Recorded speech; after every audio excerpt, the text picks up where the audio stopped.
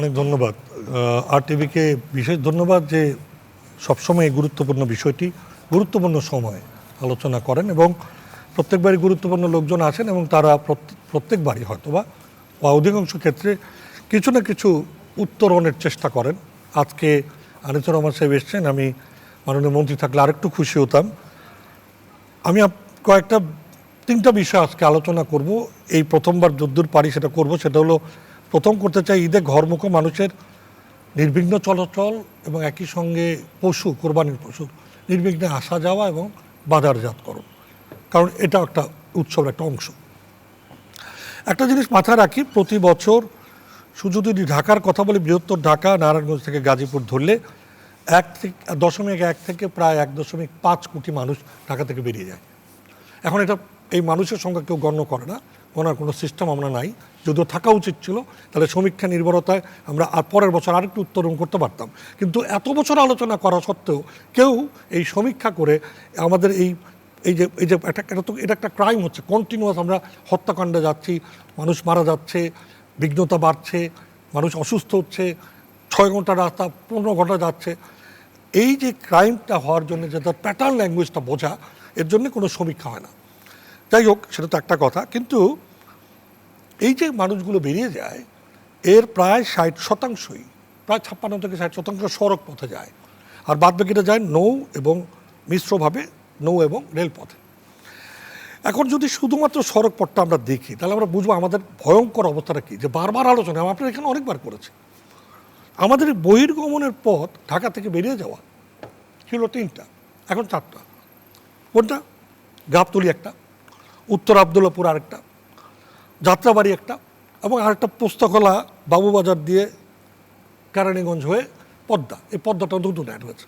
এই যে 4টা গেটওয়ে, শুধুমাত্র আপনি যদি খালি দেখেন এই 4টা গেটওয়েকে পরিকল্পিতভাবে, Hanif flyover is part of the gateway, পরিকল্পিতভাবে নির্বিঘ্ন রাখা হাইওয়ে পুলিশ এবং ঢাকা মেট্রোপলিটন পুলিশের সহযোগিতায় অবশ্যই করণীয়, এবং যেটা পরিকল্পনা করলে তারা করতেও পারেন। অতীতে কয়েকবার যখন তারা পরিকল্পিতভাবে নেমেছেন, পেরেছেন, গতবার সহ। তার মানে চাইলেই পারা যায়, এই জায়গাটুকু আমাদের বোঝার ব্যাপার আছে, কিন্তু আমরা পারছি না কেন সেই জায়গাটুকু শুনি। এর বাইরেও কিন্তু এটা আমরা গণপরিবহনের জায়গাগুলি বললাম, এর বাইরেও প্রাইভেট কার দিয়ে আপনি মাইক্রোবাস দিয়ে পূর্বাচলের 300 ফিট দিয়ে যেতে পারেন, বনশ্রী দিয়ে যেতে পারেন, চিটাগং সিলেটে বসিলা হয়ে পশ্চিম দিকে যেতে পারেন, ইত্যাদি ইত্যাদি রয়েছেই। কিন্তু মুশকিল ব্যাপারটা হচ্ছে 2025 সালে 19টা অস্থায়ী হাটের ব্যবস্থা ছিল, এবছর 27টা দেওয়া হয়েছে, মানে আরও 8টা বাড়িয়ে দেওয়া হয়েছে। এবং এই 8টা যে বাড়লো, তার মধ্যে ডিএনসিসি 16টা এবং ডিএসসিসি 11টা। এই 27টার মধ্যে 11টাই আমাদের এই এক্সিট পয়েন্টের এই করিডোরের ভিতরে, 11টাই, এবং অনেকটা 2-3টা মনে একেবারে মুখেই। এখন ধরেন গাবতলিতে আছে, গাবতলি আছে ঢাকা রোড মুখটা, আপনার আছে খিলক্ষেতে, আপনার আছে দিয়াবাড়ি উত্তরায়, আপনার আছে এই কাঞ্চুচূড়া বাজারে, পূর্বাচলের 300 ফিট শেষ, বসিলায় আছে, ফলে ওই যে পশ্চিম দিকে যাবেন সেটাও শেষ, শ্যামপুর কদমতলি, আপনি সবচেয়ে বড় গুরুত্বপূর্ণ পোস্তাগোলা ড্যামরা দিয়ে যাবেন ধরা, আপনি এই যে কাজল ব্রিজ বা কাঞ্জুল ব্রিজ, মাতুয়াইল যেটা বলে, ওটা কিন্তু আপনার যাত্রাবাড়ি, আরেকটা মোস্ট ইম্পর্টেন্ট 10টা জেলা এখান থেকে বেরোয় যায়, সেটা ধরা। দয়াগঞ্জ জুরাইন, যাত্রাবাড়ি সায়দাবাদ ধরা। তার মানে আপনি গুরুত্বপূর্ণ জায়গাগুলোতে হাট বসিয়ে একটা অপরাধমূলক সিচুয়েশন তৈরি করে ফেলতেন, নিজের গলায় নিয়ে যে ফাঁস দিয়ে যদি বলে আমাকে কে ফাঁস দিল রে, সে অবস্থা তৈরি করা হয়েছে।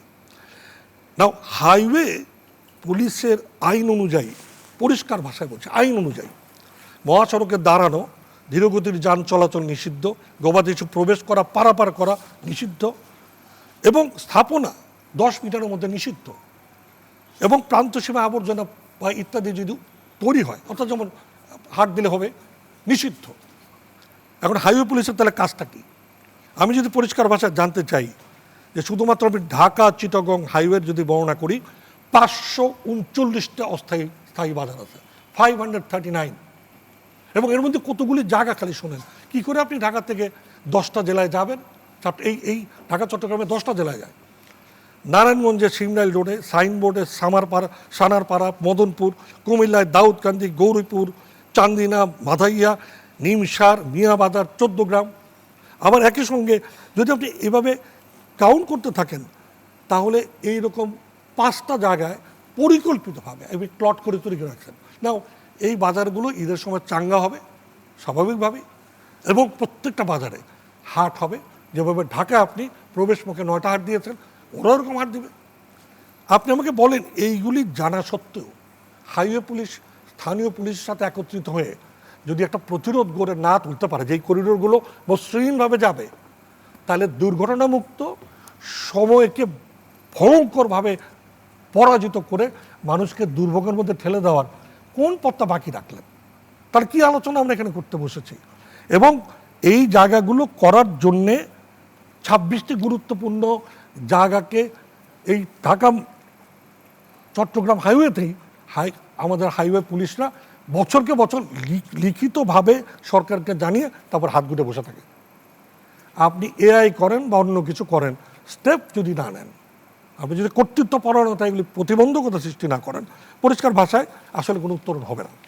এখন এটা তো বললাম আমি শুধুমাত্র একটা হাইওয়ে, প্রত্যেকটা হাইওয়ের সিচুয়েশন এই।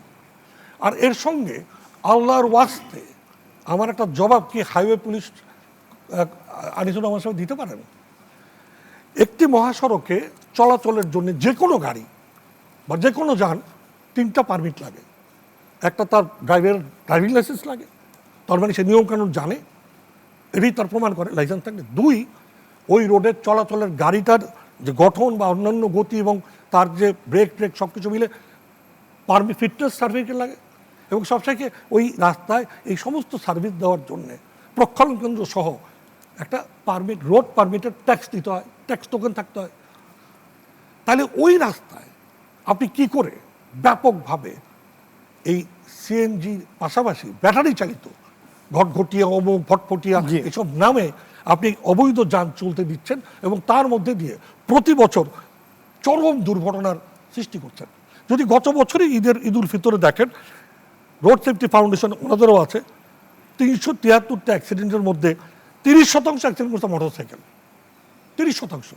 আর এই ভটফটিয়া করেছে আরো প্রায় 12%। না, এই চ্যালেঞ্জগুলো তো আমরা এবং এগুলো নিয়ে আলোচনা হচ্ছে, এগুলো এখন মুশকিল হচ্ছে কি, যদি আজকে সড়ক জনপথ মন্ত্রী এবং হাইওয়ে পুলিশ এবং স্থানীয় সরকার আজকে বসে যদি নির্ধারিত করেন যে এবার আমরা নির্বিঘ্ন চলাচল নিশ্চিত করব, নিরাপদ এবং সময় নির্ভর, তাহলে এই জায়গাগুলো চেক অ্যান্ড ব্যালেন্স করলেই কিন্তু আপনি বড় ধরনের উত্তরণ করতে পারেন। এবং সেই পরিকল্পনা আমাদের রয়েছে কি আমি শুনতে চাই।